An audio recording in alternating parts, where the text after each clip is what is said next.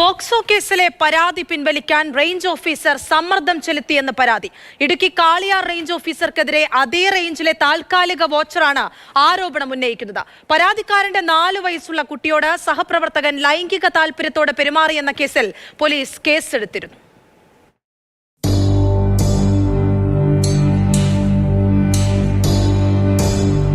Kaliyar forest റേഞ്ചിന് കീഴിൽ താൽക്കാലിക വാച്ചറാണ് പരാതിക്കാരൻ.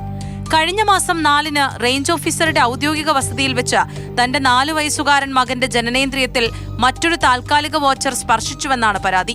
ഈ സമയത്ത് കുട്ടിയുടെ സഹോദരൻ സമീപത്തുണ്ടായിരുന്നു.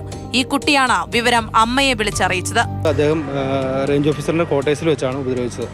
അപ്പം എൻ്റെ മൂത്ത കുട്ടിയും ഇളയ കുട്ടിയും കൂടെ TV കണ്ടുകൊണ്ടിരിക്കുന്ന സമയത്താണ് എൻ്റെ കൊച്ചിൻ്റെ ലിംഗഭാഗത്ത് അനിൽ വന്ന് പിടിക്കുകയായിരുന്നു ചെയ്തുകൊണ്ടിരുന്നത്. വൈകുന്നേരം കൊച്ചിന് പൂപ്പിക്ക് വേനുണ്ടായി.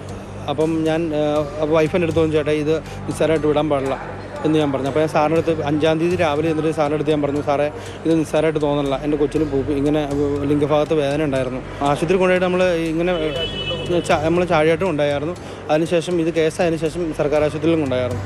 കുട്ടിയുടെ ജനനേന്ദ്രിയത്തിൽ സ്പർശിക്കുന്നത് വിലക്കിയിട്ടും ആരോപണ വിധേയൻ ഇത് ആവർത്തിക്കുകയായിരുന്നുവെന്നാണ് പരാതിയിലുള്ളത്. പരാതിയിൽ കാളിയാർ പോലീസ് കേസെടുത്തു. പോലീസ് FIR ഇടുന്നതിന് മുൻപ് ഈ പരാതി പിൻവലിക്കാൻ കാളിയാർ റേഞ്ച് ഓഫീസർ സമ്മർദ്ദം ചെലുത്തിയെന്നാണ് ആരോപണം. പരാതിക്കാരനെതിരെ സാമ്പത്തിക തിരിമറി ആരോപിച്ച് റേഞ്ച് ഓഫീസർ ഒരു പരാതിയും നൽകിയിരുന്നു. എന്നാൽ ഇതിൽ പോലീസ് കേസെടുത്തിട്ടില്ല. റേഞ്ച് ഓഫീസറും അതേ ഓഫീസിൽ തന്നെ 2-3 സാർമാരോടെ കേസ് പിൻവലിക്കണം എന്ന് പറഞ്ഞ് എന്നെ വളരെ അധികമായിട്ട് എന്നെ ഫോൺ വിളിക്കുകയും അതുപോലെ ഭീഷണിപ്പെടുത്തുകയും ചെയ്തു.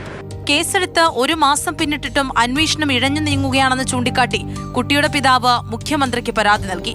റേഞ്ച് ഓഫീസിലെ നിർമ്മാണ പ്രവർത്തനങ്ങൾക്കായി ഏൽപ്പിച്ച പണം തിരികെ നൽകാത്തത് ചോദ്യം ചെയ്തതാണെന്നും തനിക്കെതിരെയുള്ള ആരോപണം വ്യാജമാണെന്നുമാണ് റേഞ്ച് ഓഫീസറുടെ വിശദീകരണം.